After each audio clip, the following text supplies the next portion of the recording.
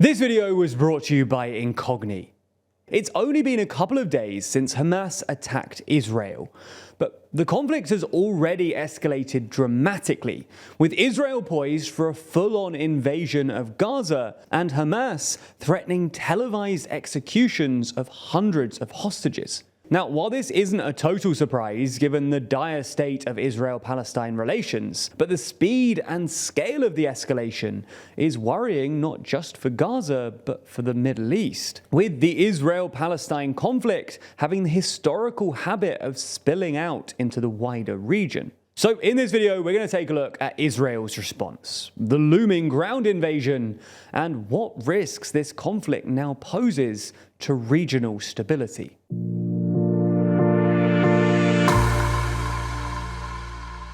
So in our last video on this topic, we said that what happened next and the international reaction would depend on Israel's response to what happened over the weekend. And 24 hours later, there now seem to be three key elements to Israel's response: a complete blockade of Gaza, missile strikes on Hamas targets, and a potential ground invasion.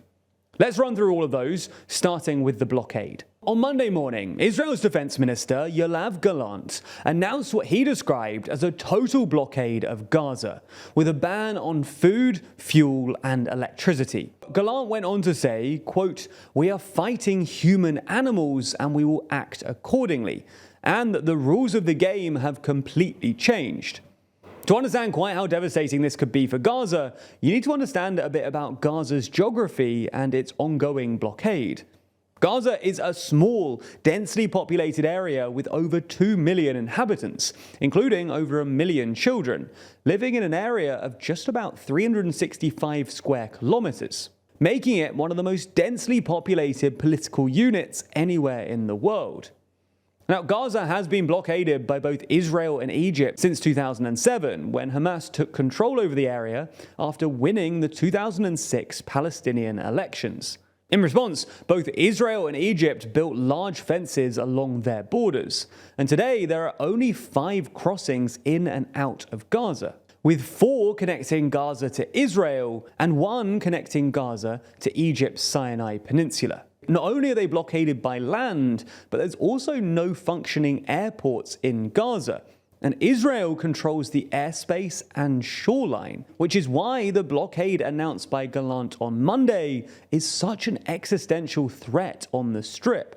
If Israel decides to shut down their border crossings, the only way out is via Egypt. But Egyptian security officials told Al Jazeera on Monday that the crossing had now been disrupted by airstrikes and was partially closed.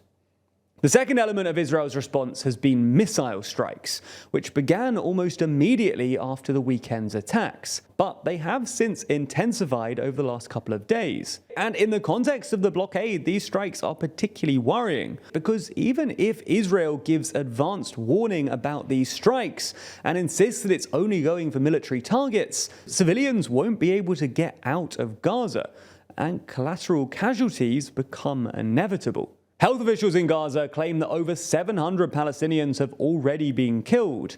And on Tuesday morning, the Palestinian Health Ministry asked for safe passage out of Gaza for civilians. For their part, Hamas have threatened to start broadcasting hostage executions if the missile barrage continues. And this missile barrage seems to be paving the way for the third element of the Israeli response: a ground invasion. Netanyahu has historically been pretty wary of full-on invasions, instead preferring to rely on special forces and airstrikes. But this time, he's apparently changed his mind. As of the time of writing this video on Tuesday, the ground invasion hasn't actually begun, but it looks overwhelmingly likely. 300,000 Israeli reservists have mobilized in the last 48 hours, the fastest mobilization in IDF history. And Al Jazeera is now reporting on a massive troop buildup around the Gaza-Israeli border. So now we know how Israel plans to respond. What are the risks to the wider region? Well, the country perhaps most at risk of getting drawn into this conflict is Lebanon, which is home to another anti-Israel, Iran-backed militant group, Hezbollah, which controls parts of Beirut, southern Lebanon, and most of the Bekaa Valley region. Now, reports differ as to Hezbollah's intention. The Times of Israel is currently reporting that Hezbollah has decided not to go to war unless Israel attacks Lebanon. But the Wall Street Journal is reporting that a ground invasion of Gaza would be sufficient to trigger a military response from Hezbollah. Now, Hezbollah and Israel have already traded airstrikes around the Golan Heights, killing 3 Hezbollah militants and 1 Israeli soldier. And if the incoming invasion of Gaza is sufficiently brutal, or if Israel do redeploy enough of their troops away from Lebanon and towards Gaza, there's at least a chance that Hezbollah opens up a second front in the north. And this would be pretty terrible news for just about everyone. Hezbollah are a highly skilled militant group with massive backing from Iran, and they've got a pretty good track record against Israel. Hezbollah successfully pushed the Israelis out of Lebanon in 2000 and fought another 34-day war with Israel in 2006, where 157 Israelis were killed. While Hezbollah suffered more casualties than Israel during the fighting, it was widely considered to be a failure in Israeli society. And polling after the war found that about 2/3 of Israelis wanted the then Prime Minister to resign. Clearly then, Hezbollah's involvement would be bad news for Israel, but it would also be bad news for Lebanon, which is already suffering from a long-running economic crisis and would struggle to cope with the effects of a war with Israel. The biggest unknown here, though, is Iran, which supports and funds both Hamas and Hezbollah. Again, reports differ on Iran's involvement in these recent attacks. The Wall Street Journal put out a piece over the weekend claiming that Iran had organized Saturday's attack, but the IDF said that they have no evidence of direct Iranian involvement. Nonetheless, the fact that Israel's 2 main belligerents are both backed by Iran means that there's always at least the slight risk that any escalation in Israel or Gaza could eventually drag Iran into the conflict too. The other country that's likely to be affected here is Egypt. Unlike Iran or Lebanon, Egypt is very unlikely to get involved in any fighting. But if thousands of Palestinian refugees flee from Gaza into Egypt, it could spark another Mediterranean migration crisis and possibly undermine the political stability of the Sinai Peninsula, especially if a significant number of Hamas militants manage to get through. For context, the Sinai Peninsula has always been a hotbed of political instability because its remote terrain offers an ideal location for smugglers and militant groups. Whatever happens though, this is bad news for peace and stability in the Middle East. Just a few months ago, it looked like things were on the way up. Iran and Saudi Arabia had signed a normalization agreement. The Yemen civil war was calming down, and Israel and Saudi were negotiating their own deal. What's happening in Israel now, though, looks like it could reverse this trend.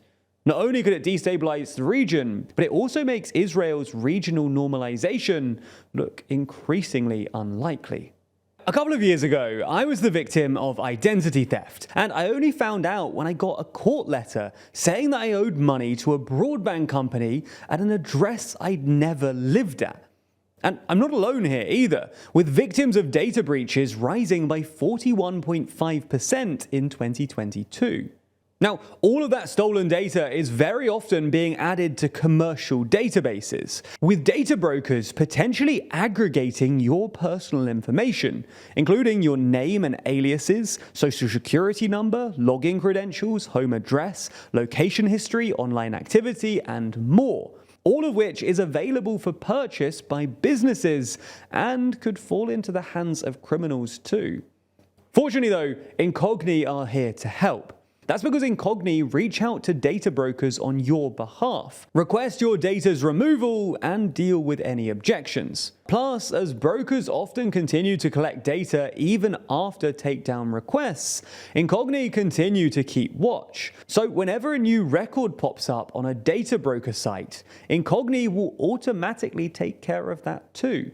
And even if you're not worried about your data being stolen, we all deal with endless junk mail and robocallers, both issues that Incogni's services could help cut down. So create an account using our link in the description, grant Incogni the ability to work on your behalf, and sit back as they make you safer. Plus, by using our link, you'll get an exclusive 60% off an annual Incogni plan. Thanks for checking them out, using our link, and thanks to Incogni for sponsoring this video.